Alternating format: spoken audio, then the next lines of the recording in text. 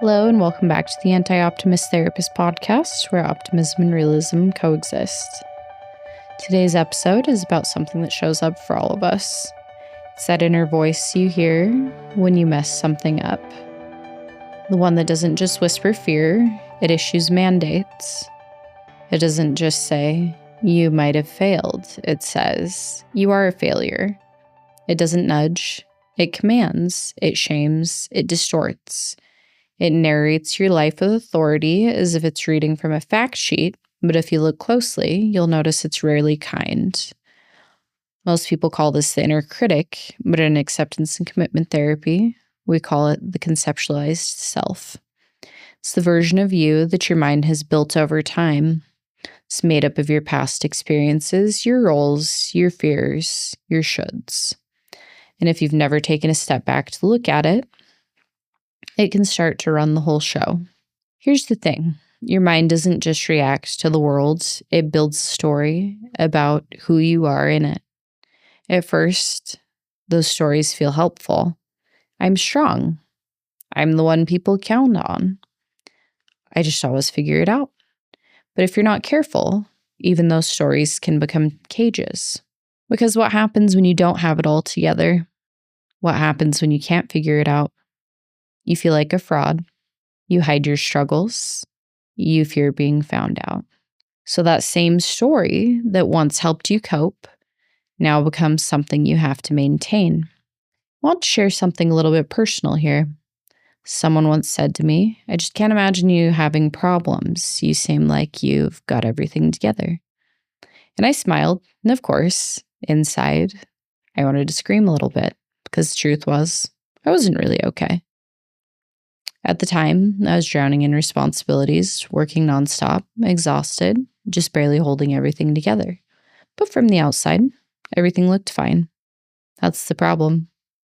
When you have things like being educated, successful, working in a helping profession, people assume, oh, you're immune to struggle. You don't have real problems. And over time, you start trying to live up to that idea. Not because you want to be fake, but because the pressure to be starts to feel like a job. That's where the inner dictator grows strong. It feeds on comparison, on shame, on the belief that you're only allowed to be human in private. But let me tell you something. Everyone you admire is carrying something. Everyone has locked rooms. Everyone has a voice in their head that gets mean sometimes. That's what I loved about a fiction book, Big Little Lies. The book and the show, really. All the moms looked perfect, beautiful homes, gorgeous views, but underneath, so much pain, so many secrets.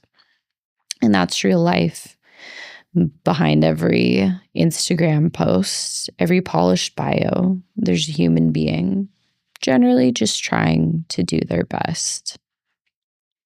Even public figures like Steve Jobs or Anne Hathaway have struggled with this. Jobs was so fused with his identity as this big genius that it got in his way. He had to lose that identity and get fired from his own company before he could grow into something more grounded. And Anne Hathaway, she won an Oscar, but instead of joy, she got backlash.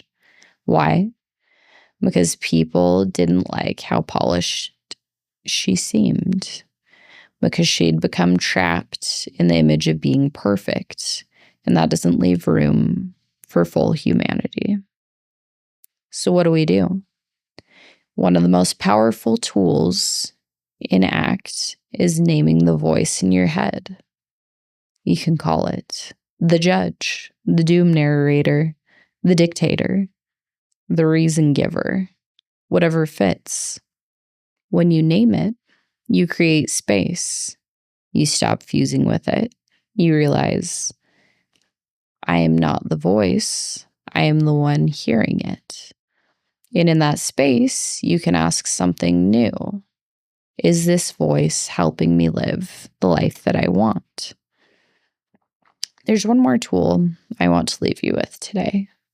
Try this. Take a self-story that's been running in the background. Something like, I'm the one who always has to keep it together. Or maybe it's even, I'm not good enough. Or I always mess things up. Say it out loud. I'm having the thought that I always mess things up. Then say, I'm noticing. I'm having the thought that I always mess things up.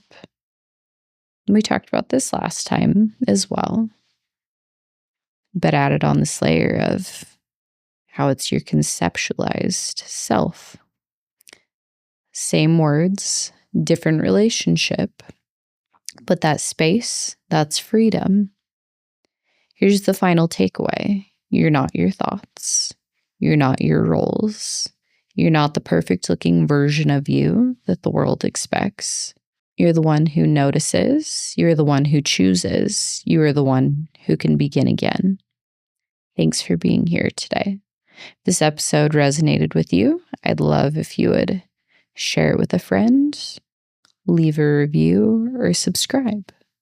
And if you want more grounded, real conversations about mental health and meaning, you can find me on Instagram, Substack, or YouTube. This is the Anti Optimist Therapist Podcast, where optimism and realism coexist. Until next time, stay grounded.